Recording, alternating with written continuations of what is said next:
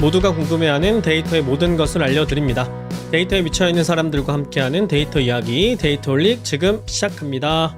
와, 와우.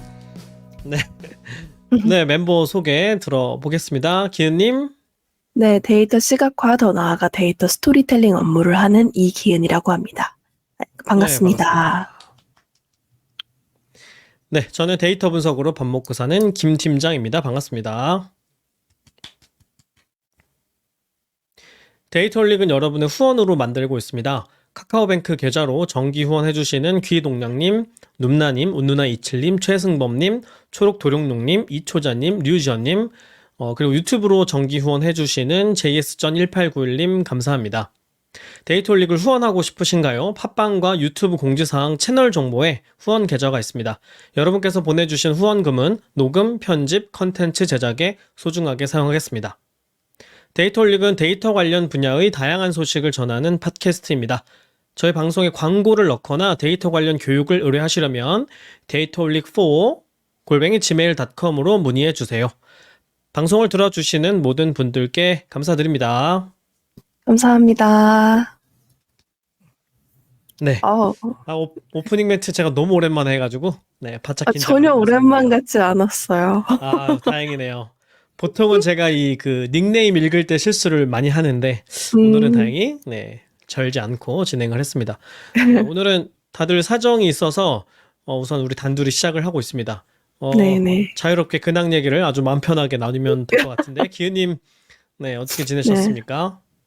저는 유행의 선두주자답게 유행이라는 코로나에 또 이렇게 딱 걸려버려가지고 고생을 좀 하고 따라가고 있습니다. 그래요. 그러게 말이에요. 그러니까 말이에요. 네. 사실 제가 걱정이 많았는데 이래가지고 방송하다가 사고 나는 거 아닌가. 네. 근데 갑자기 또 카메라가 도니까 기은님 표정이 좀 밝아졌네요. 다행히. 아까 시작할 때 막 죽을라 그러더라고 진짜. 네. 뭐 다른 증상은 없어요? 일단 목소리가 약간 잠긴 것 같고 그죠? 네, 열이 엄청 많이 나다가 지금 이제 어, 기침 엄청 많이 하고 목이 아픈 그런 단계예요. 그렇군요. 근데 또 네. 오늘 마침 기은님 에피소드 준비해 주신 날이어가지고 진짜요. 괜찮겠어요? 그래도 준비한 에피소드는 좀 소개를 같이 하고 싶어서 무리해서 좀 잡아봤습니다. 너무 감사한 마음입니다. 아니 저도 말하는 일을 하다 보니까 강의하다 보면 이렇게 목소리 안 나올 때가 있어요, 간혹. 특히 아이고. 그 촬영이 있거나 그럴 때 힘든데 뭐 방법이 없잖아요. 목소리 쉬면. 그쵸. 네. 그래서 제가 기대하고 있는 것이 이런 11랩스 같은 툴들이 조금만 더 발달하면은 저의 이런 그런 어려움을 좀 도와줄 수 있지 않을까. 네. 근데 뭐 다른 사람들 목소리로 만든 거 들어보면 진짜 모르겠더라고요. 내가 만든 걸 내가 들으면 좀 어색한데 다른 사람들이 이렇게 데모로 보여주는 거 보면은 진짜 모르겠더라고요. 그래서 제가 매번 드리는 말씀이지만 청취자분들이 듣고 계시는 이 음성은 과연 김 팀장의 목소리인가? 기은의 목소리인가? 알기가 어려울 수도 있다. 네, 그런 생각이 듭니다. 뭐 저는 네, 언제나처럼 특별한 근황은 없었고 오랜만에 저도 네, 김 팀장의 꿀잼 컨텐츠 추천하는 시간을 가지려고 하는데요. 네, 제가 이제 간혹 그 뉴스레터 소개해 드렸었어요. AI와 관련된 또 데이터 분석과 관련된 그런 소식을 들을 수 있는 네, 그런 뉴스레터 중에 또 제가 잘 참고하고 있는 것이 있어서 소개해 드리려고 합니다. 그 딥러닝 AI라고 하는 서비스가 있어요. 홈페이지가 들어보셨나요? 여기 아니요. 처음 온라인 들어봤어요. 그래요. 그 온라인 AI 교육 전문 기관인데 이게 그 누가 만든 거냐면 네, 그 이름도 유명한 앤드류 앤드류 옹께서 2017년에 설립을 한 그런 회사고요. 네, 뭐 앤드류는 아마 청취자분들 많이 알고 계시겠지만 인공지능계의 대표 인물이죠. 네, 코세라의 창업자이기도 하고 또 구글 브레인을 이끌었던 네, 대표적인 데이터 과학자이기도 하고 그래서 이 딥러닝 AI 요 웹사이트가 그 이제 교육을 제공하는 그런 사이트예요. 코세라와 비슷하게. 예, 근데 이제 특히 AI 그다음에 최근에는 이런 언어 모델들에 좀 특화된 그런 교육 컨텐츠를 제공하는데 무료로 되어 있는 무료 교육도 굉장히 많고요. 그다음에 이제 유료 코스 과정들도 있고요. 예. 그래서 이런 관련 컨텐츠들이 많고 또 그 앤드류 응이 직접 강의를 하기도 하더라고요. 네. 근데 맞아요. 이제 제가 소개해 드리려고 하는 것은 네, 또 앤드류 융이 강의 잘하기로 유명하기도 해요. 어려운 개념 쉽게 설명하는 걸로. 네. 이 사이트에서 발간하는 뉴스레터가 있어요. 뉴스레터 이름이 더 배치. 우리 배치 작업 이렇게 표현할 때 하는 그 배치예요. 음, 네, 더 배치라는 뉴스레터가 있는데 그 주간 뉴스레터이고요. 네, AI 관련 최신 기술 또 최근에 등장한 서비스라던가 혹은 뭐 주목할 만한 연구라던가 이런 것들을 소개해 줍니다. 특히 이제 이 웹페이지 이름처럼 딥러닝에 포커싱을 맞춰서 많이 소개를 해줬는데 최근에는 언어 모델들, LLM 관련된 정보들을 많이 소개해 줍니다. 뭐 예를 들면 뭐 효율적인 프롬프트 작성법이라던가 또 최근에 각광받고 있는 뭐 에이전트를 만들어서 사용하는 방법이라던가 또 어떤 뭐 새로운 오픈 소스 언어 모델이 나오면 이런 걸 소개해 주기도 하고요. 이런 이제 유용한 최신 정보들을 잘 선별해서 네, 소개를 해줍니다. 그리고 좀 인상적인 게 뉴스레터가 단순히 정보 전달만 요약해서 해주는 게 아니라 여기서 논평을 달아줘요. 그래서 이제 이렇게 몇 가지 기술 관련된 뉴스들을 소개한 다음에 세 가지 짧은 코너가 있는데 하나는 Behind the News예요. 그리고 또 하나는 Why It Matters. 그 다음에 세 번째로는 We Are Thinking. 이렇게 해가지고 그냥 정보만 전하는 것이 아니라 이거 관련해서 우리가 좀 깊이 있게 생각해 봐야 되는 게 뭐가 있을까. 또 반대 측면에서는 어떤 주장들이 있을까 이런 것까지 같이 논평을 해줍니다. 네, 그래서 단순히 그냥 뉴스를 보는 것뿐만이 아니라 우리가 어떤 문제를 좀 더 심도 깊게 바라볼 수 있도록 도와주는 그런 아주 유용한 그런 뉴스레터입니다. 그래서 관심 있으신 분들은 구글에 들어가셔가지고 더 배치 이렇게 검색하시면 돼요. BATCH 이렇게 하면은 맨 위에 최상단에 나타날 겁니다. 그래서 물론 이제 미국에서 운영하는 뉴스레터니까 영어로 나오겠죠? 네, 하지만 괜찮죠. 우리에게는 챗GPT가 있으니까요. 네, 챗GPT 이용하시면은 아주 편하게 보실 수 있습니다. 상당히 유용한 정보네요. 저도 사실 되게 좋아하는 강의 플랫폼이었었는데 이렇게 뉴스레터도 운용을 하고 있는지는 오늘 처음 알았어요. 네, 뉴스레터도 좋고 여기 강의들도 장점이 되게 짧고 쉬운 그런 단기 과정들도 많아요. 그래서 보통 우리가 각 잡고 공부하려고 그러면 좀 부담돼서 힘들잖아요. 시작하기 힘들기도 맞아요. 하고. 근데 이런 새로운 기술 나왔을 때 아주 짤막한 강의를 올려주기 때문에 네, 따라가기가 매우 좋습니다. 그래서 맞아요. 뉴스레터 이제 보다 보면 새로운 강의들을 소개해 주니까 관심 있으면 또 하나씩 강의도 들어보시고 네, 이렇게 하면 이게 무료인데 좋겠습니다. 질도 좋고 그 막 파이썬 주피터 노트북을 직접 실행하면서 이제 강의를 따라갈 수 있다는 게 되게 큰 장점인 것 같더라고요. 맞아요.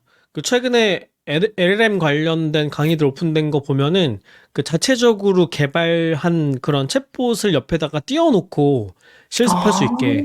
그러니까 따로 챗GPT 없어도 바로바로 실습하면서 따라올 수 있게 그렇게 만들어 놨더라고요. 네. 확실히 뭐 코세라도 그렇고 앤드류 웅이 이런 최신 기술을 어떻게 하면 좀 쉽고 빠르게 학습할 수 있게 만들까 이런 고민을 많이 했다는 것이 이런 흔적으로 잘 보여지는 것 같습니다.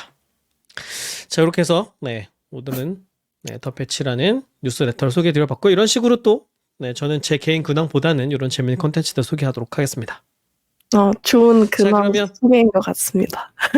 네, 뭐 제 얘기가 궁금하겠어요, 청취자분들이 이런 얘기 드리는 게. 네. 자, 그러면 오늘 근황 얘기는 이 정도 하고 오늘은 또 기아님이 재밌는 연구 가지고 논의해 주시기로 했습니다, 그죠? 네, 오늘은 제 이제 또 다른 자아인 대학원생을 살려서 재미있는 이제 논문들을 좀 소개를 해보고자 합니다.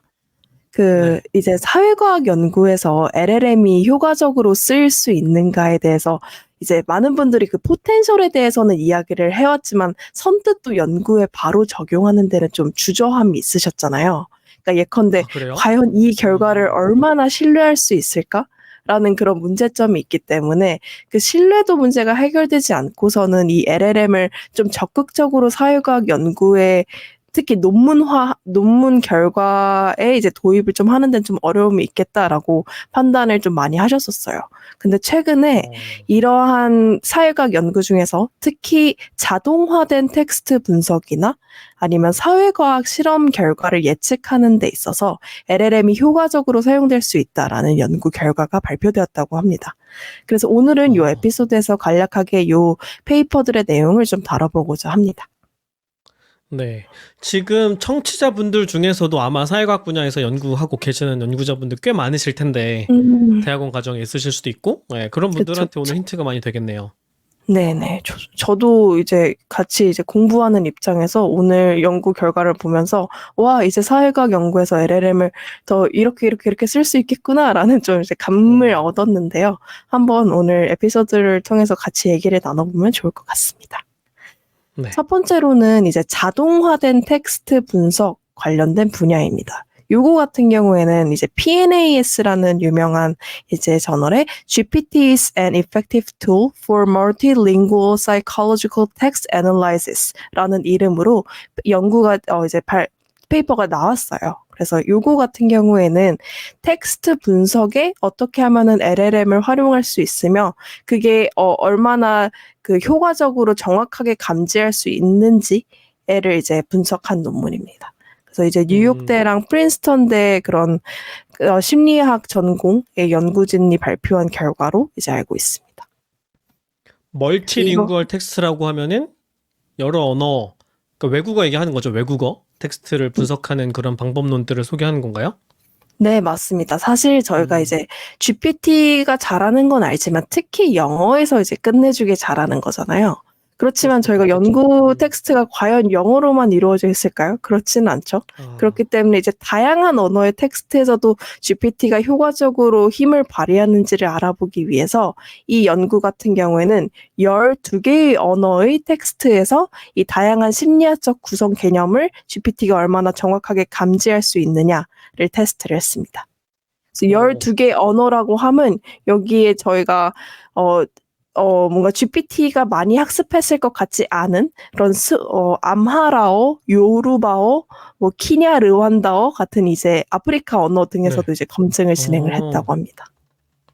그렇군요. 그러니까 사용자가 많지 않은 언어들, 아마도 네네. 인터넷에 관련 텍스트가 많지 않아서 GPT 모델이 만들어질 때 학습 데이터로 별로 사용되지 않았을 걸로 예상되는 그런 언어들까지도 과연 GPT가 잘 처리를 할 거냐 하는 것이 네.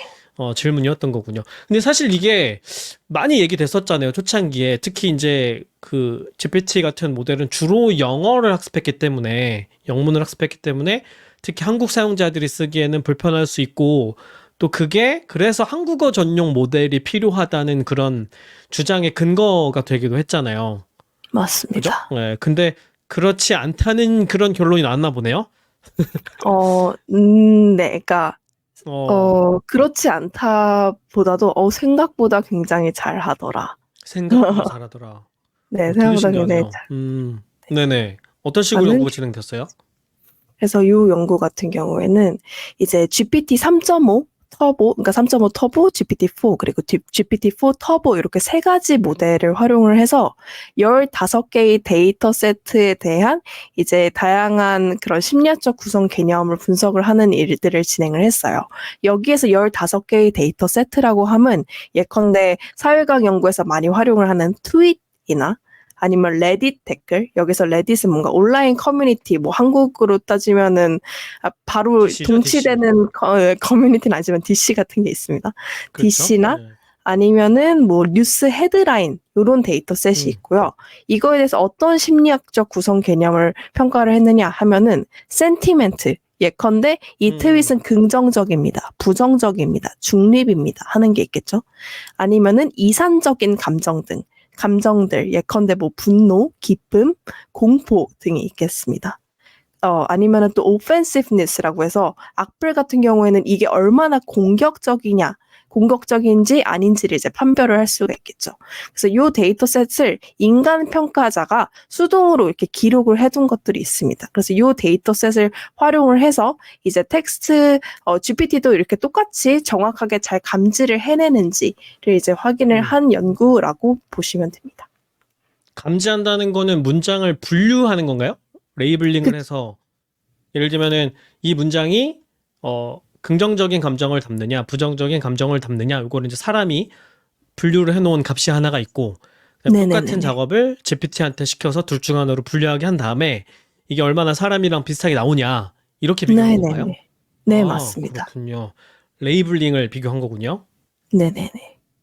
그래서 이제 요거를 이제 F1 스코어랑 이제 accuracy를 확인을 할 수가 있잖아요. 그래가지고 요거를 가지고 기존에 저희가 요거를 인간 평가자가 분석하는 방법도 있지만 사회과학 연구에서 또 많이 활용을 했던 게 사전 탐지 방법 등으로 감정을 분석하는 방법이 있겠고 아니면 버트 같은 언어 모델을 활용을 해서 추론을 하는 그런 시도들도 많이 이루어졌었잖아요. 그래서 네. 그러한 방식과 또 비교하는 시도도 했습니다. 그러니까 예컨대 기존의 전통적인 모델들하고 비교하는 거군요. 네네네 맞습니다. 그래서 여기에서 이제 사전 기반 방법과도 아까 비교했다고 말씀을 드렸는데 이제 대표적인 게 이제 루크라는 것이 있죠. 그러니까 루크는 Linguistic Inquiry and Word Count의 이제 줄임말인데요. 텍스트 분석을 위한 사전 기반 도구로 특히 심리학 연구에서 널리 사용이 되어 왔습니다. 그래서 이 방법 같은 경우에는 미리 정의된 단어 목록, 즉 사전을 사용을 합니다. 그래서 이 사전에는 이제 다양한 심리학적 범주에 속하는 단어들이 포함이 되어 있는데요. 예컨대 이제 나 오늘 행복하고 기분이 좋아라는 문장이 있으면은 여기에서 행복과 기분이 좋다를 긍정적 감정 범주로 이제 분류를 해서 점수화를 하겠죠. 하지만 이 방법의 경우에는 이제 문맥을 무시하거나 아니면 어휘가 이제 제한적으로 이제 사용이 되어 있기 때문에 이제 그러한 것들을 잘 해석하지 못할 수 있다라는 어려움이 있습니다. 따라서 이 사전 기반 방법의 이제 결과와 이제 GPT의 예측 결과를 비교를 해서 GPT가 실제로 문맥을 잘 이해하는지를 이제 검증을 할 수가 있겠죠. 네. 그래서 지금 방금 말씀드린 이렇게 기존의 사전 기반 방법의 정확도뿐만이 아니라 각 데이터셋의 원 논문에서 보고된 최고 성능의 기계학습 모델과 또 이제 비교를 진행을 했습니다.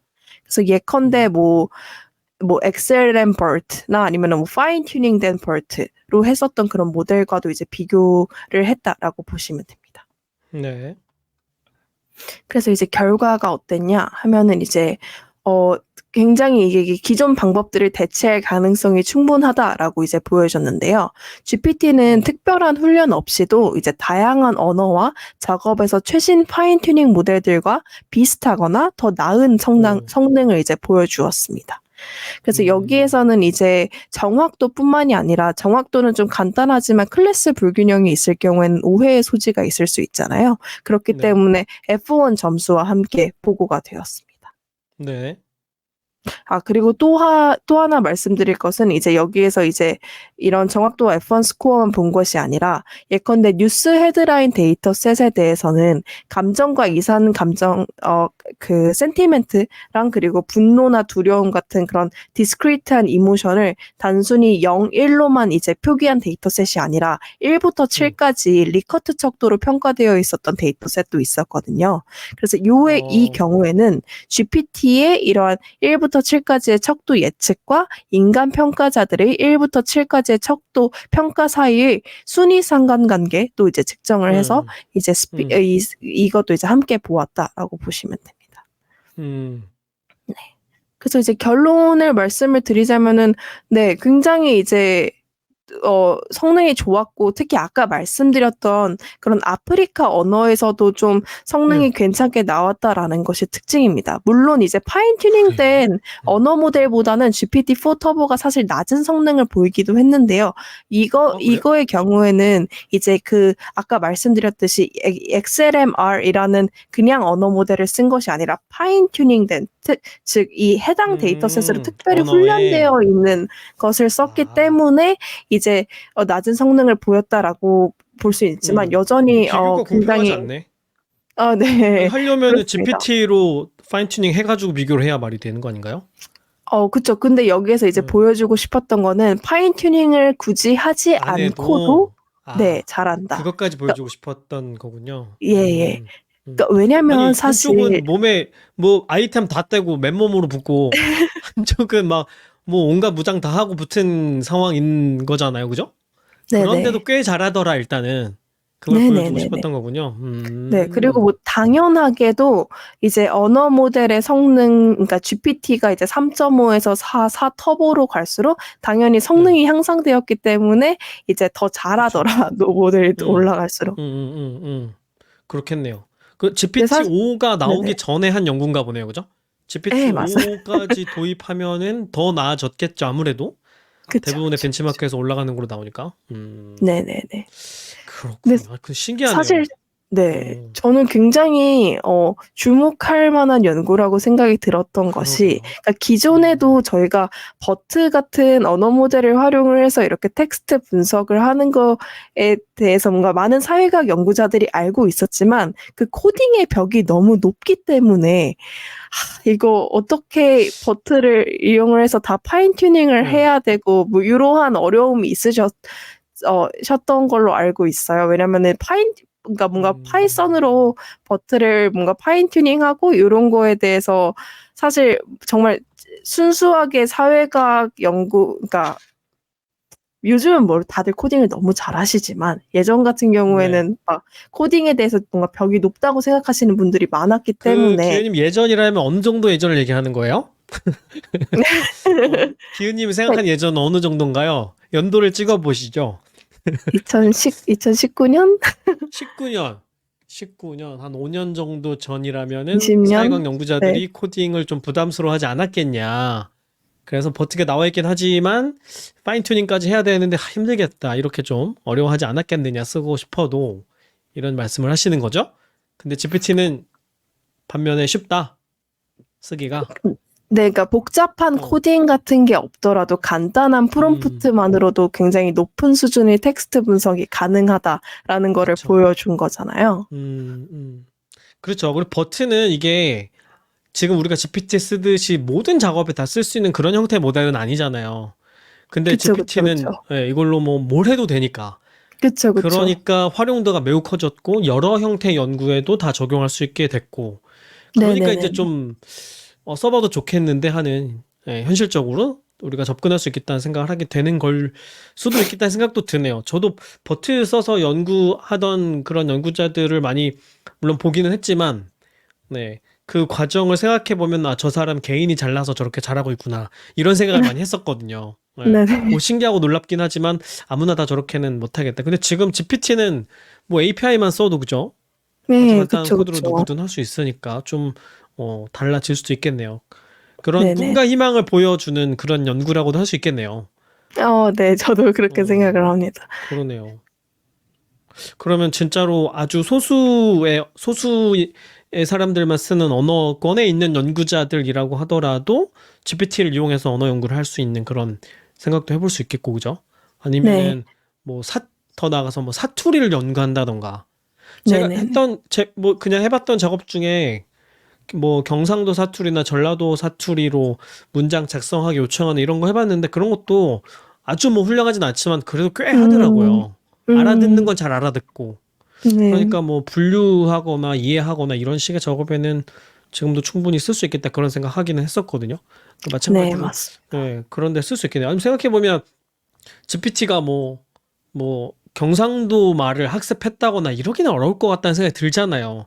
그쵸, 그쵸. 전라도 언어를 얘가 구사한다거나.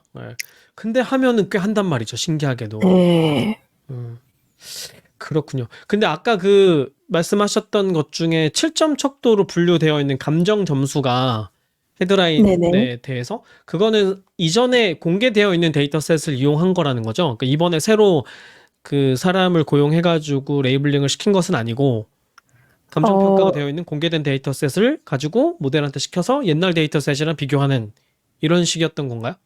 네네. 저는 그렇게 아, 읽었습니다. 네네. 아. 그럼 여기서는 이 사람들은 따로 그 라벨러를 고용한 건 아니네요? 그죠? 모델만 쓴 거네요? 연구를 할 때?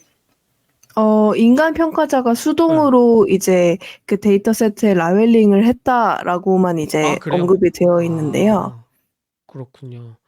그러면 아마 뭐 추론해보면 이미 그런 분류가 잘 되어 있는 값이 같이 공개된 데이터셋이 있으면 그때는 그냥 바로 모델과 비교하고 그렇지 않은 데이터면은 사람 써서 비교해보고 이렇게 아마 투트랙으로 한 게 아닐까 싶긴 하네요. 그죠? 음, 그렇군요. 아니, 왜냐면 이게 레이블링을 어떻게 하느냐가 되게 중요할 것 같아서.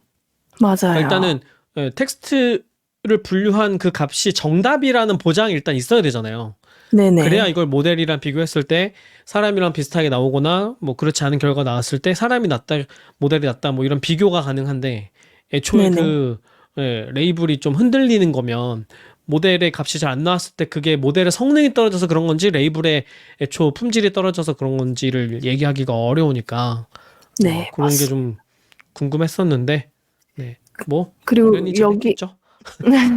네, 그리고 여기에서 이제 말씀해주신 것과 연관해서 특히 아까 왜 감정뿐만이 아니라 뭔가 공격성 이런 것들도 분석을 응, 했다고 말씀드렸잖아요.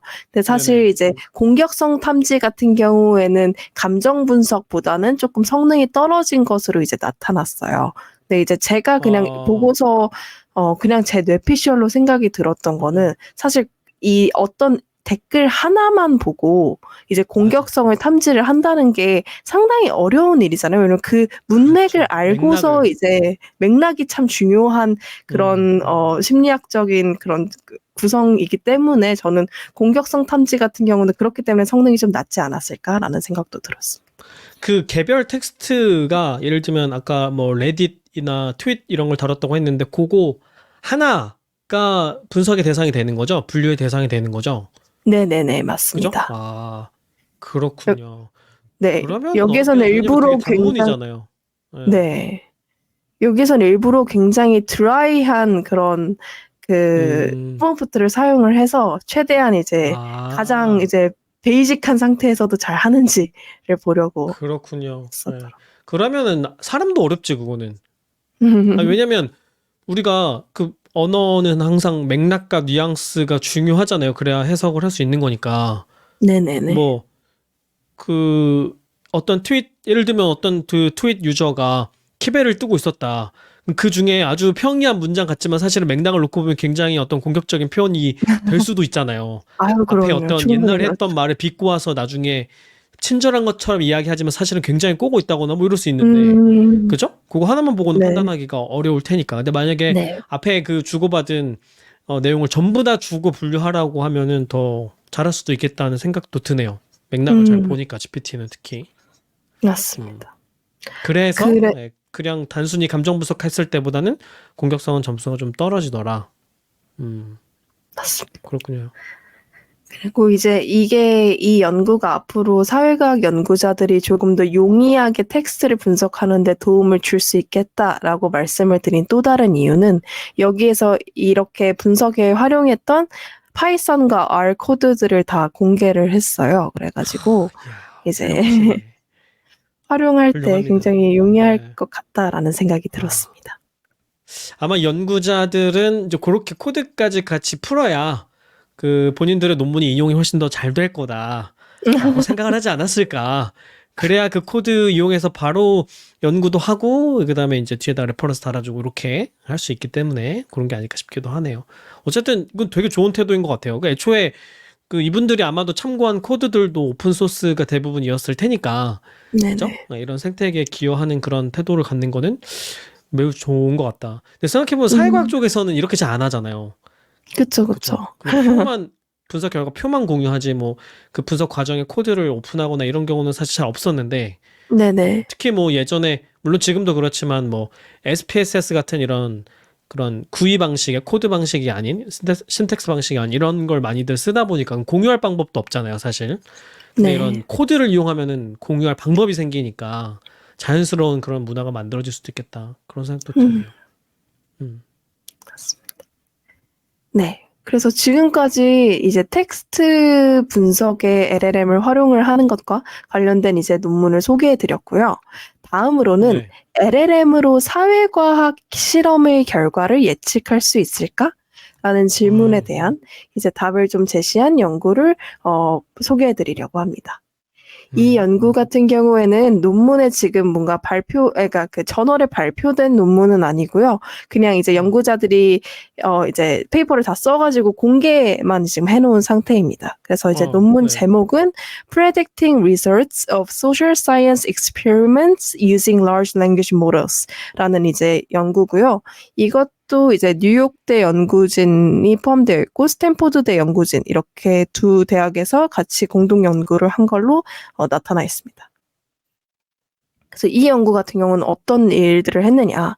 이전에도 이러한 시도들이 많기는 했어요. LLM을 사용을 해서 설문조사 응답을 시뮬레이션 해보자라는 시도들은 많았는데 여기에서는 더 나아가서 사회과학 실험의 결과를 예측할 수 있을까라는 질문에 대해서 질문을 가지고 이제 연구를 했습니다. 그래서 근데 우선 제가 좀 궁금한 것이 실험 네네. 결과를 예측하는 이유가 뭐예요? 예측을 할 수 있으면 그걸 어디에 활용할 수 있는 거죠? 여기에서는 이제 인간 참여자를 이제 어느 정도 좀 대체를 할 수 있지 않을까. 아니면 내지 보완할 수 있지 않을까라는 맥락에서 이야기를 하는 것 같았어요. 제가 읽었을 때는. 그러니까 어떤 식으로 피험자 모집 안 하고 실험을 한다는 그런 개념인 거예요? 네, 그러니까 어떤 식으로 연구가 진행이 되었는지를 좀 들어보시면 더 감이 올 텐데 네. 이 연구 같은 경우에는 쉽게 말해서 AI한테 무작위로 인구 통계학적 특성이 주어진 사람으로서 설문조사 질문에 응답하도록 유도를 하고 해서 그러니까 즉 수천 명의 AI 사람들을 대상으로 설문조사를 실시한 것이죠. 우와. 이거 좀 무섭다 이거는. 네. 그래서 여기에서 인구 통계 정보라 하면 어떤 것들이 포함이 되었느냐 하면은 뭐 성별, 나이, 인종, 교육 수준, 이념 성향, 정당 지지 등이 포함된 거예요. 그래서 너는 이러한 프로필을 가진 사람이야. 그리고 너는 그래서 예를 들어서 당신은 35세의 백인 여성이고 이제 중도적인 정치 상형을 가졌습니다라고 이제 인구 통계 프로필을 주고 연구 설정에 대해 간단한 설명을 이제 제공을 해준 다음에 실험 자극물을 이제 제공을 해줍니다. 그리고 나서 이것과 관련된 이제 결과 측정을 위한 질문 전문과 응답 척도를 제공하는 방식으로 프롬프트가 구성이 되었습니다. 그리고 나서 그러니까 이제 모델한테 AI 역할을 주는 거군요. 어떤 사람 흉내를 내라 이렇게. 네네네네. 근데 거기에 변수들을 세팅해 주는 거고. 네네. 마치 사람을 하나 가상으로 만드는 거네요. 프롬프트로 네네네. 해가지고. 그러고 나서 그 그리고 사람을 실험에 참가시킨다. 네네네, 맞습니다. 그리고 나서 이 AI한테 이 참가자가 실험 자극에 노출된 후 결과 질문에 어떻게 응답할 것 같습니까? 라고 이제 물어봐서 이제 이 응답을 이제 채취를 하는 거죠. 그래서 이런 식으로 각 실험 조건과 결과 측정에 대해서 이제 여러 번 시뮬레이션을 수행을 했습니다. 왜냐면 사실 저희도 알다시피 AI가 넣을 때마다 그쵸. 답을 미묘하게 계속 다르게 하잖아요. 그렇죠. 그렇기 때문에 이 응답을 이제 여러 번 반복 추출을 했고 또한 프롬프트 형식에도 굉장히 영향을 많이 받기 때문에 여러 가지 다른 프롬프트 형식을 사용하고 그 결과를 평균 내는 방식을 채택했습니다. 왜냐면 이제 특정 프롬프트에 대한 AI의 특이한 반응을 줄이기 위함이다라고 이야기를 했습니다. 일부러 다양성을 만들어 준 거군요. 네네네네, 맞아요. 근데 이거는 약간 잘 피해간 것 같기도 하다. 왜냐면 이게 비판받기 되게 좋은 지점이잖아요. 너네 프롬프트 그렇게 안 썼으면 결과 그렇게 안 나왔을 수도 있는데 이런 비판을 받을 것이 되게 뻔한데 방어가 되는 논리네요. 그래서 네, 프롬프트의 효과를 어느 정도 통제한 거네. 맞아요. 네. 그랬더니 그래서 이렇게 해서 AI의 예측된 처치 효과가 이제 계산이 됐겠죠? 요거를 이제 실제 실험에서 관찰된 처치 효과랑 이제 비교를 한 거예요. 그렇게 해서 이제 상관관계 R을 이제 뽑아내는 방식으로 진행을 했는데요. 이렇게 접근을 하게 되면은 이제 단순히 전체 인구의 평균 반응을 예측하는 것이 아니라 다양한 하위 집단의 반응을 뭔가 좀 고려할 수 있겠죠. 그래서 결론은 잘했다.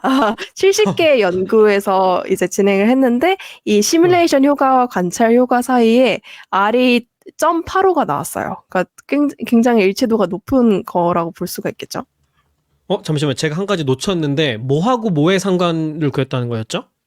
이렇게 해가지고 만든 에이전트가 응답을 하게 하고 그 응답 값이 하나가 있는 거고 그 다음에 대응해서 뭐가 있는 거죠? 이게 실제 실험에서 관찰된 처치 효과가 실제 실험은 실제 사람들을 대상으로 했다는 거예요? 네네네네. 그건 아마도 이전에 이미 있는 연구 결과를 가지고 했겠죠? 새로 이것 때문에 연구했다기보다는? 네. 그래서 70개를 할 수 있었던 거구나. 네네네네. 엄청 큰 연구네요, 이거. 네, 엄청 큰 연구예요. 거의 뭐 메타 분석보다도 더 크네요, 웬만한 메타 연구보다도. 그랬더니 상관이 점팔이 나왔다고요? 미쳤는데? 네. 근데 어, 여기에서 또 한 가지 태클이 어. 들어올 수가 있잖아요. 아, 네. 이거 LLM이 연구 학습한 거 다 아니야? 읽었잖아. 그럴 수 있지. 이거 시뮬레이션을 통해서 나온 게 아니라 네. 자기가 네. 알고 있는 훈련 데이터에서 그치. 실험 결과 검색해서 재현한 거 아니야? 라는 그럴 그런 수 태클이 있죠. 들어올 수 있습니다. 예. 왜냐면 실제로 그런 일들 있잖아요. 뭐 코드 작성하라고 시켰더니 스택 오버플로우에 있는 코드 그대로 나왔다든가. 근데 문제가 있는 코드고. 심지어는 주석도 그대로 나온다든가 이런 그 보고들이 종종 있거든요. 그러면 얘가 그냥 똑같이 응답한 거지 그게 진짜로 사람처럼 행동한 건 아니지 않아라고 비판을 받을 수 있겠네요. 이걸 맞습니다. 피해가려면 직접 새로운 실험을 해볼 수밖에 없겠는데? 새로운 연구를? 네. 그래서 음. 연구진들은 어떠한 방법을 했느냐 하면은 네. GPT-4의 그 학습 데이터 컷오프 시점이 이제 밝혀졌잖아요. 그래서 그 컷오프 시점에서 미발표된 연구만을 또 이제 분석을 했습니다. 아, 그랬더니 학습에 이 연구는 안 들어갔을걸? 하고 그걸 가지고 네네네. 와서 차이가 만들어지는지를 본 거군요. 야, 똑똑해. 똑똑해. 이래야 논문 쓰는 거예요. 그랬더니 그럼요. 네. 그렇게 하면 이제 그랬더니 모델이 단순히 논문을 암기했어라는 설명을 배제할 수가 있겠죠. 네. 네. 그랬더니 예측 정확도가 굉장히 높았어요. 그러니까 R이 아, 0.9가 나오고 adjusted R은 0.94가 9사나? 나왔습니다. 9사라고요? 그러면 진짜로 예측이 된다는 얘긴데요? 그쵸. 이게 그래서 굉장히 이제 아니 근데 왜 놀라운 더 결과가 높아졌지? 높아진 것도 그러게요. 이 정도면 되게 유의하게 높아진 것 같은데? 음, 아까 그 연구 같은 경우는 이제 전체 음. 연구를 다 포함한 결과, 그러니까 지금 방금 말씀드린 이 아, 미발표된 연구도 다 포함된 전체 결과라고 보시면 됩니다. 아까 그 0.8이라고 아, 했던 거는 네네. 그러니까 거기서 발표된 연구 일부만 뽑아내서 그러니까 표본이 더 줄어든 상태에서 걔네만 가지고 상관을 구했더니 높게 나오더라라는 거군요. 네네. 그렇군요. 네. 그리고 여기에서 또 한 가지 또 재밌었던 것은 이제 LLM이 사실은 편향이 굉장히 많은 이슈잖아요. 그러니까 훈련 데이터가 그렇죠. 불균등하기 때문에 예컨대 뭐 백인 데이터에서 조금 더 정확도가 높은 거 아니야? 흑인 데이터는 정확도가 낮은 거 아니야? 뭐 이러한 이제 태클이 그렇죠. 들어올 수도 있겠죠.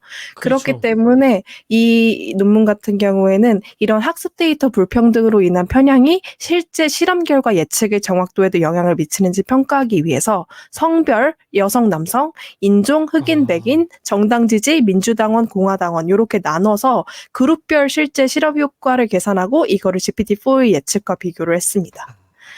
근데 이제 놀랍게도 이제 그래요. 모든 그룹에 대해서도 GPT-4의 예측은 비슷하게 상당히 높은 정확도를 네. 보였고요. 그러나 이제 흑인 참가자 같은 경우에는 그냥 R은 굉장히 낮았어요. 근데 그 이유는 원본 연구 자체가 표본 크기가 작기 때문이었거든요. 그랬겠죠.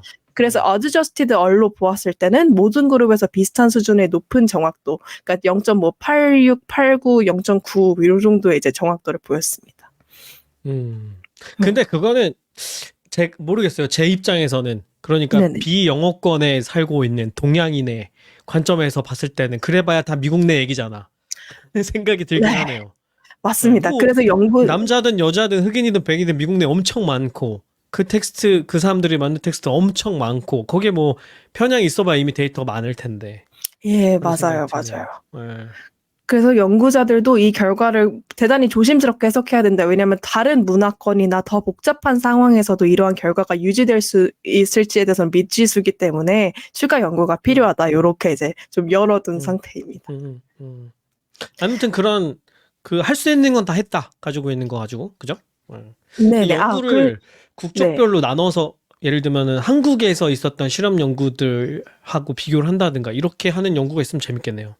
예, 맞아요. 그렇게 음, 하면은 조금 더 문화권의 차이를 볼 수 있을 것 그니까 같아서 더 재밌을 것 같아요. 그런 차이가 나와도 재밌고 안 나와도 재밌겠네. 음, 그죠? 맞아요. 이건 맞아요. 되게 연구할 거리가 많네요. 네.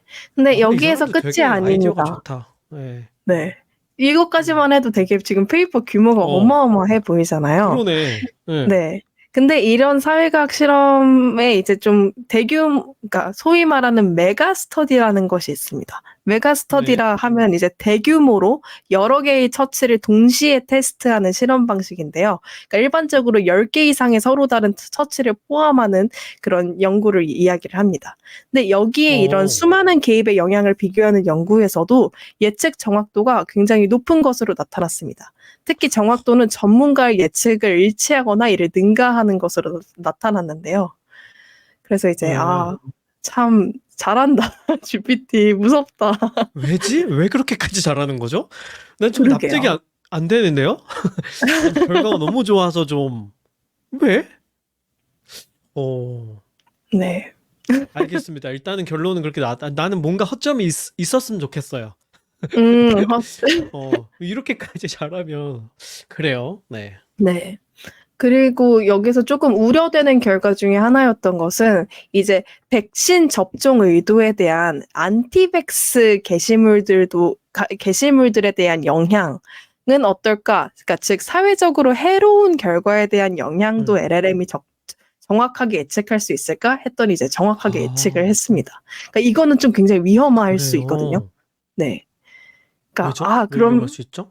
그러니까 예컨대 그럼 안티 백신에 대한 게시물들을 이렇게 착착착 올렸더니 이러한 인구 그룹들이 영향을 받아서 더 현혹이 잘 돼라는 것을 우리가 LLM을 통해서 쉽게 예측할 수 있으면은 굉장히 오용될 위험이 크겠죠. 그러니까 우리가 이제 가짜 뉴스 같은 것들을 퍼뜨릴 때 LLM으로 한번 시뮬레이션을 돌려보고 좋았어. 그럼 그렇죠. 이런 식으로 이제 가짜 뉴스를 살포하면 되겠다라고 이제 좀 어둠의 손길들이 쉽게 이용을 할 수도 있을 거니까. 그러니까 인터넷 게시물이 여론에 어떤 영향을 미치느냐와 관련된 연구를 예측할 수 있다면 의도적으로 영향을 미치기 위해서 여론 조작을 하는데 이 아이디어를 쓸 수 있다는 얘기가 되는 거군요. 그쵸. 정말 위험하네요. 네, 맞아요. 너무 위험하네. 네. 근데 어쨌든 연구 결과로서는 그게 된다는 거네요. 맞습니다. 텍스트 생성도 얘네는 잘하니까, 그죠? 그런 실험 자료 같은 텍스트에 얼마든지 생성할 테니까. 그렇군요. 네. 그래서 이 연구를 이제 결과로 이제 사람들이 이제 사회과학 실험 사람들 막 열심히 막 모아서 한 명 한 명 열심히 모아서 했는데 인간이라는 것은 이렇게 인구 통계 프로필로만 이렇게 뭔가 예측할 수 있는 거였을까? 많은 생각이 드는데 지금 네. 일단 이게 된다는 얘기는 0.9에 가깝게 예측을 한다면 네. 그 정도 분산은 그냥 예를 들면 실험을 오늘 했느냐 내일 했느냐에 따라서도 그 정도 차이는 생길 수도 있을 것 같다는 생각이 들거든요. 분산 때문에. 네. 그러면은 그 얘기는 뭐냐면 그냥 실험을 안 해도 연구 설계만 하면 비슷한 결과를 얻을 수 있다는 얘기가 되고 실험도 안 해도 되고 조사도 안 해도 된다는 얘기가 되어버리잖아요. 그러면 한편으로는 짧게 생각하면은 연구자들 입장만 생각하면은 연구를 되게 쉽게 할 수 있겠다. 빠른 시간에는 저비용으로 하고 싶은 가설 다 검증해 볼 수 있겠다 하는 생각이 한편으로는 들고, 두 번째로는 그렇다면 그냥 연구해서 결과 내는 것까지도 다 LLM이 하도록 해도 되겠네 하는 생각도 드네요. 그렇잖아요. 맞아요. 지가 연구 설계하고 결과물 예측해서 분석하고 그 다음에 거기에서의 그런 한계점들을 찾아서 그 다음 연구 진행하고 이거 그냥 다 에이전트 베이스로 하게 만들면 그쵸? 굉장히 빠른 속도로 거의 무한에 가까운 연구를 뽑아낼 수 있게 되는 거 아니에요? 그렇다고 하면은 굉장히 빠른 시간 안에 사람들과는 지금 그러니까 전통적인 방식으로 사람들이 연구하고 있는 학계와 비교해 본다면 AI들의 학계가 있다고 하면 훨씬 더 비교할 수 없을 만큼 빠른 속도로 발전하겠다. 그쵸. 라는 생각도 드는데 이게 말이 돼요? 말이 돼 이게? 그래서 이제 연구진들은 절대 이거를 사람을 대상으로 하는 연구를 대체하는 것이 아니라 보완하는 용도로 사용해야 한다. 이렇게 이야기를 하고 있고요. 또 이제 재밌는 게 treatmenteffect.app 이라는 웹사이트에 들어가 보시면은 실제로 이 도구를 활용을 해서 미국인 참가자의 응답을 시뮬레이션 해보실 수가 있습니다. 뭘 그렇게까지 만들어놨어. 아이고 참. 네, 그래서 여기에서는 아이고, 우리가 참. 코스트를 위해서 GPT-4 대신에 GPT-4o 미니를 활용했단다라고 이제 이야기를 하고 있는데요. 요 데모도 굉장히 좀 재밌어요. 그러니까 토픽은 한정되어 있기는 하거든요. 클라이밋 체인지, 그리고 백신, 그리고 데모크래시 민주주의 이렇게 세 가지로 한정해서 이제 실험할 수 시도할 수 있게 지금 제작을 해놓았습니다. 네. 그래서 관심 있는 청취자분들은 한번 체험해 보셔도 좋을 것 같아요. 요 툴을. 네네. 요 링크는 여기 우리 방송 게시글에 달아두도록 하겠습니다. 네, 좋습니다. 이 사람들 똑똑한데 성실하기까지 하고 참 이런 것도 만들고 대단하신 분들이네요. 네. 네네. 그래서 오늘은 네. 이렇게 두 가지 논문 소개를 하면서 사회과학 연구에서 LLM 참 효과적으로 쓸 수 있겠다라는 그런 포텐셜에 대해서 이제 한번 같이 논의를 해보았습니다. 네. 어떠셨나요? 그렇군요. 혼란스러워요. 머리가 아프고 이런 날이 오지 않을까라고 생각한 게 불과 작년이었던 것 같은데 네. 이렇게 연구로 검증까지 해서 내놓은 걸 보니 뭐 이게 뭐 현격한 연구의 하자가 있진 않을 것 같고 기현님이 선택해서 오신 걸 보면은 어떡하죠? 근데 이게 뭐 첫 번째 연구도 너무 되게 파급력이 크고 왜냐면 그 연구할 때 레이블링 진짜 많이 하잖아요. 그럼요. 근데 이제 더 이상 레이블링을 사람이 할 필요가 없다는 게 이제 증명이 되는 거니까 이게 되는데 뭐 하려고 사람이 하겠어요. 아무 이유가 없지. 그죠? 진짜로 네. 모델이 못하는 어떤 분야를 굳이 찾아내는 게 아니라면 네, 웬만한 건 다 모델 베이스로 하겠구나. 레이블링과 관련해서는 그런 생각이 들었고 첫 번째 연구에서는 두 번째 연구는 이게 파급력이 너무 큰데 일단 저는 응용의 측면에서 생각을 하면 그러니까 단순히 이거는 실험 연구 결과를 예측한다는 것이 아니라 사람의 행동을 예측한다는 얘기가 되어버리잖아요. 그죠? 그러면은 모든 걸 예측할 수 있다는 거잖아요. 사람이 어떻게 어떤 현상에 반응할지를. 그러면 뭐 투표 결과를 예측하는데도 이런 방식이 쓸 수 있는 거고 그죠? 네. 여론조사도 할 필요가 없는 거 아니에요. 된다면. 근데 원리적으로는 같은 거니까. 그다음에 뭐 어떤 마케팅 효과를 예측한다던가. 그 지금은 A/B 테스트를 주로 하잖아요. 네네. 일부 샘플을 대상으로 실험을 해보는 식으로 했는데 그것도 필요 없는 거 아니에요. A/B 테스트를 그냥 예측해가지고 이미 예를 들면 두 배너 중에 빨간색과 파란색 중에 사람들이 파란색을 미리 누를 거라는 걸 사람들이 눌러보기 전에 안다는 얘기 아니에요. 그러면 A/B 테스트를 할 필요가 없지. 그냥 모델이 시키는 뭐 사실 뭐 A/B 테스트를 한 거라고 볼 수 있겠죠. 사전에 한 모델을 가지고 그걸 쓰면 되고. 그다음에 우리가 뭐 어떤 컨텐츠를 만들어서 비교를 해야 될 때 어떤 식으로 뭐 그 문구를 쓸 건지 제목을 쓸 건지 뭐 이런 거를 정해야 된다고 할 때도 반응을 미리 예측할 수 있다는 거 아니에요. 우리가 인구 통계 변수를 넣으면 주로 이 컨텐츠를 소비하는 사람들 이런 사람들이니까 이런 사람들 이런 식으로 반응할 거야. 긍정적으로 반응할 거야. 부정적으로 반응할 거야. 공격적으로 반응할 거야. 이걸 다 예측할 수 있으면은 그 사람들의 반응을 상정해 놓고 그 사람들이 그렇게 반응하는 방식으로만 컨텐츠를 만들 수도 있게 된다는 거잖아요. 그쵸. 제가 지금 얘기한 거에 논리적인 오류가 있나요? 아니요. 이 연구를 토대로 전개했을 때? 네, 충분히 가능한, 그러니까 지금 상황에서는 조금 과도한 것이라고 볼 수는 있지만 앞으로 이제 시간이 지나면서 충분히 더 가능할 것이라고 생각이 듭니다. 그렇죠.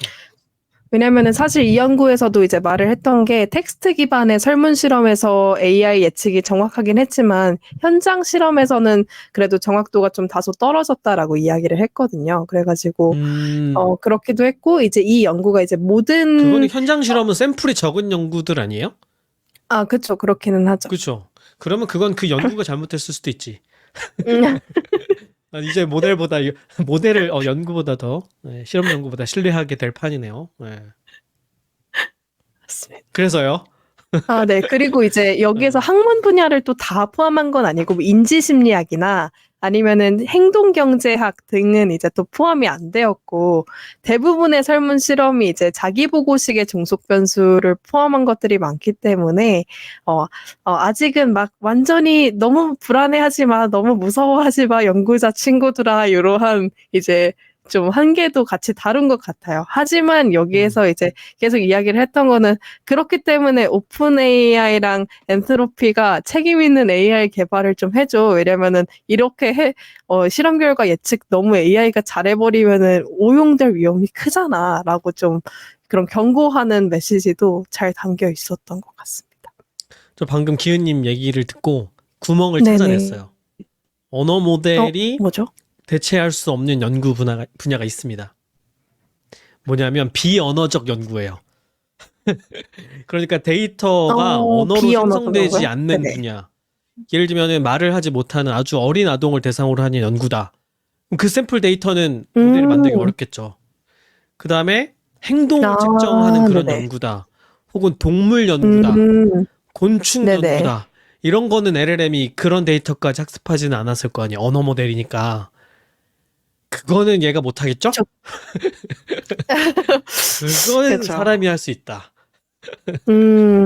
근데 또 드는 생각은 요즘 나오는 모델들이 점차 멀티 모델들이기 때문에 모델들이기 맞습니다. 때문에 그죠? 나중에 이런 멀티 모델들이 점점 확산되어 가지고 이런 영상 데이터까지 굉장히 많이 학습한 모델이 나온다. 그래서 네. 영상 예측까지 굉장히 잘한다. 그리고 거기에는 동물 영상이 굉장히 많다. 동물 행동, 곤충 행동, 뭐 오징어 행동 다 예측하는 거 아니에요? 오징어는 맞아요. 곤충이지, 아니, 동물이지만. 그러니까 이번에는 그래서 LLM이 사회과학 실험의 결과를 정확하게 예측할 수 있는지를 평가를 했지만 말씀하신 대로 앞으로는 이제 멀티모달 모델들이 이제 이 실험의 당연히 결과를 나오겠네. 어떻게 예측할 수 있을까? 당연히 나오겠죠? 당연히 나오겠네요. 네. 당연히 아니 근데 지금 번뜩 드는 생각이 얼마 전에 그 어떤 연구가 있었는데 쥐의 행동을 모델로 예측을 하는 그런 연구가 있었는데 거의 실시간에 가깝게 그 다음에 쥐가 어떤 식으로 행동할지를 예측을 하더라고요. 센서를 달아서 센서를 단 게 아니라 카메라를 이용해서 이제 트래킹을 할 수 있으니까 네네네. 그걸로 쥐의 데이터를 수집한 다음에 예측 모델을 만들었던 예측을 하는 거예요. 와. 그러니까 가능하다는 거죠. 왜냐면 이제 어쨌든 패턴이 있는 거니까 완전 랜덤하게 행동이 일어나진 않잖아요. 뭐 갑자기 쥐가 말도 안 되게 공중 3바퀴 돌거나 이럴 순 없잖아요. 행동에 패턴이 있으니까 패턴이 있다는 얘기는 데이터 기반으로 예측할 수 있다는 얘기고 그러면 가능하겠네요. 아이씨 어떡하지? 와 근데 이게 더 확장되면 여기까지 얘기가 나아가면 안 될 거라는 생각이 들긴 하지만 이건 되게 결정론과도 연계가 되겠네요. 그러니까 어떤 행동을 하기 전에 어떤 행동을 할지가 이미 정해져 있다. 라는 결론에 다가가기가 매우 좋은 그런 함의를 담고 있네요. 그렇다면 사람에게는 자유의지가 있는가? 이런 얘기로도 연결이 되겠네요. 맞습니다. 네. 자, 이렇게 해서 오늘도 굉장히 생각을 많이 하게 만드는 그런 재밌는 연구를 기현님이 가져오셨는데요. 네, 이제 우리 마무리할 시간이라서 혹시 기현님 이 연구를 보시면서 앞으로 나는 내가 연구할 때 이런 식으로 좀 응용해보면 좋겠다. 뭐 이런 생각을 해보신 게 있나요? 아니면 혹은 우리나라의 국내 학계에 있는 연구와 관련해서 이런 변화가 있을 수도 있겠다. 뭐 이런 지금 학계에 계시니까 네, 그런 생각이 드신 게 있으시다면 그런 얘기 들으면서 마무리하면 좋겠습니다. 네.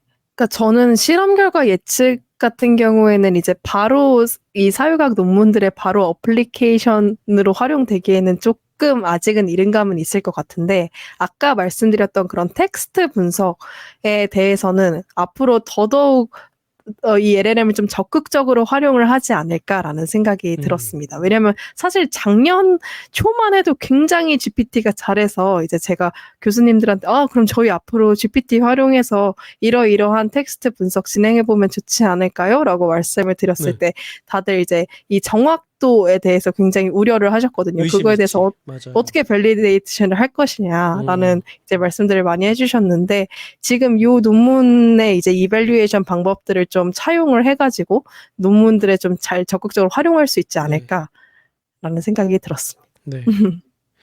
지금 알려주신 이 2가지 논문은 굉장히 인용이 많이 될 것 같아요.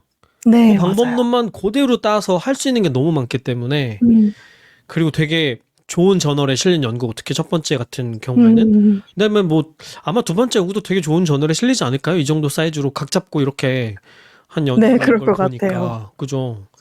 앞으로 회자가 되게 많이 되겠다. 이런 식으로 연구의 판도나 전반적인 어떤 아예 흐름 자체가 그죠? 예, 바뀌는 네. 계기가 될 수도 있겠다는 생각이 들어요. 완전 패러다임 바뀌지 않을까요? 이거를 음, 우리가 이 연구 방법에 하자가 없다고 받아들이는 순간 더 이상 전통적인 방식으로 연구할 필요가 없잖아요. 음, 그죠? 아까 제가 말씀드렸던 언어 모델이 하지 못하는 아주 어떤 소수 분야를 제외하고는 뭐 물론 네. 얘가 여전히 빈틈이 있겠죠. 학습하지 않은 음, 데이터는 분명히 어딘가에 있을 테니까 그런 소수의 분야 외에는 대규모 연구와 관련해서는 되게 대체될 가능성이 높겠다.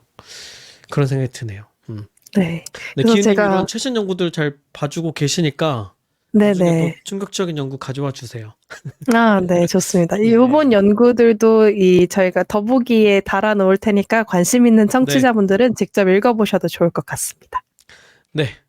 좋습니다. 그리고 청취자분들도 본인이 하고 계신 작업이나 연구 분야에 응용할 수 있는 아이디어 같은 것도 한번 생각해 보시고 그런 거 댓글 음, 남겨주시면 그런 걸로 같이 논의해봐도 좋겠습니다. 네. 네, 그리고 좋습니다. 제가 요청드리고 싶은 것은 이 연구에 그 논리적인 허점을 좀 찾아주세요. 그래서 저에게 좀 아직 우리 인류에게는 희망이 있다는 메시지를 음, 네, 전해주시면 좋겠습니다. 네. 여기까지 할까요? 네, 좋습니다. 네. 데이터홀릭은 더 재미있는 이야기를 가지고 다음 시간에 또 찾아뵙도록 하겠습니다. 감사합니다. 감사합니다.